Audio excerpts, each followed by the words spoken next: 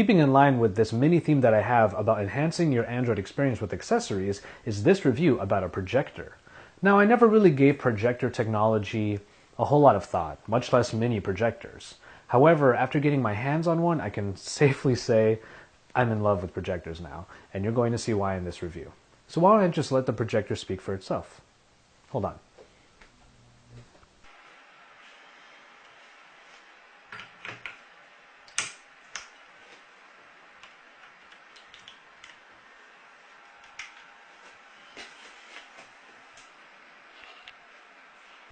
Hey, it's Joshua Vergara from Android Authority. What's going on, everybody? And this is the Brookstone HDMI Pocket Projector.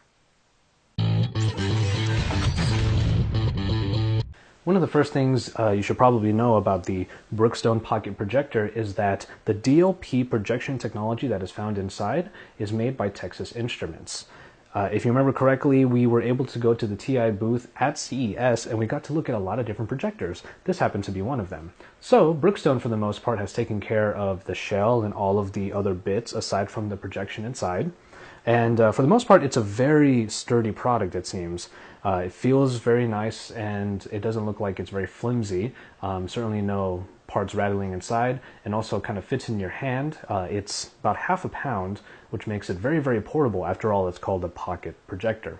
That being said, we'll take a look at a few of the features that are available on here, and I will admit the Brookstone Pocket Projector doesn't have too many bells and whistles, but the reason for that is because the image is actually really quite good.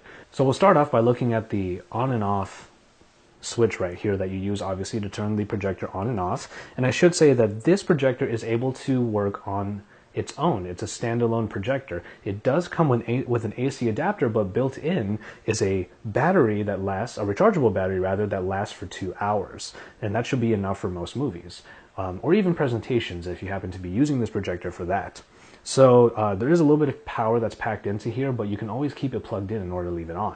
Also, there are some touch-sensitive buttons right here, left and right, for volume, because there are actually 2 stereo speakers on here, and even though it's a nice feature to have on a small projector like this, really you might want to just use the speakers that you might have built into either your computer if you happen to connect it there, or to your Android device, and just sort of forego this. However, there is also an audio port on the back that you can use in order to connect it to an external speaker. Also, I should say that the built-in menu while you are projecting your image is non-existent actually, because this button in the middle here just kind of changes the way that text is displayed on the screen by putting it into a presentation mode or a regular mode. Coming around to the front, you see that the projection comes out through here, obviously, but also I have to say that this Brookstone projector is capable of showing display resolutions of up to 1080p. Now that's quite a feat when you are working, let's say, on a computer, and you can change the resolution from 480p to 720p to 1080p, all the resolutions in between. However, I will say that the native display on this is actually 480p. So when you're moving the projector back, you're trying to take advantage of that 1080p display, you are going to be losing a little bit of crispness, a little bit of sharpness, because its native resolution is 480p. That being said though, the way that it scales that image up, and when your projector is far away from the wall in order to get that up to 60-inch diagonal screen display, it does look still quite very good. I had a lot of fun watching different videos on this. I even got a little bit of video editing done with it, and there was a lot to like about the image that comes out of this.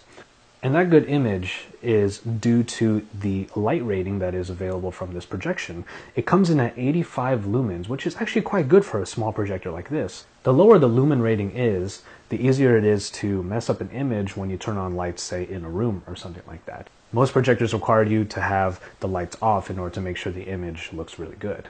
In this case, it is obviously the optimal, but if the lights are on in your room and it's not too powerful, the external lights that you have, then the image should still come up quite well. And then we come around to the back and you'll see that the Brookstone HDMI Pocket Projector, as it says in its name, only has one available output, and that is HDMI. That being said, this product does come with a couple adapters so that you can use the included HDMI cord on a few different places. There's mini and micro HDMI ports. For example, the Nexus 10 has a micro HDMI port, and I was able to use this projector to display, well, Game of Thrones onto a wall. So it is still a little bit of a versatile port to have, but there is only one there. And if you see this USB port on the side, it's a little bit misleading, but it does provide for a feature that you might not find on small pocket projectors like this. The 2-hour battery inside of here is actually able to power other devices like a smartphone. Having this in your bag allows for an extra charger on the side, and that's actually kind of cool. And what we're actually finally going to look at is what's on the bottom, and that's a small area that you can connect a tripod plate to.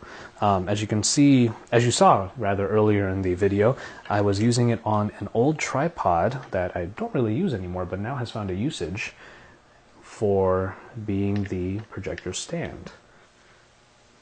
Just getting the plate on there, and then after that, putting it right onto the tripod, and there you go. And so, there you have it. The HDMI Pocket Projector by Brookstone is available for $2.99 at your local Brookstone, or pretty much found anywhere on the internet. I can guarantee you, give this projector that one try, and I'm pretty sure you're going to get hooked. So, that's all from me, Joshua Vergara from Android Authority. And I want to remind all of you that we have videos coming out all the time on our YouTube page, and that you can subscribe by clicking the link that appears right here. So, I hope you guys enjoyed the review, and I will see you next time.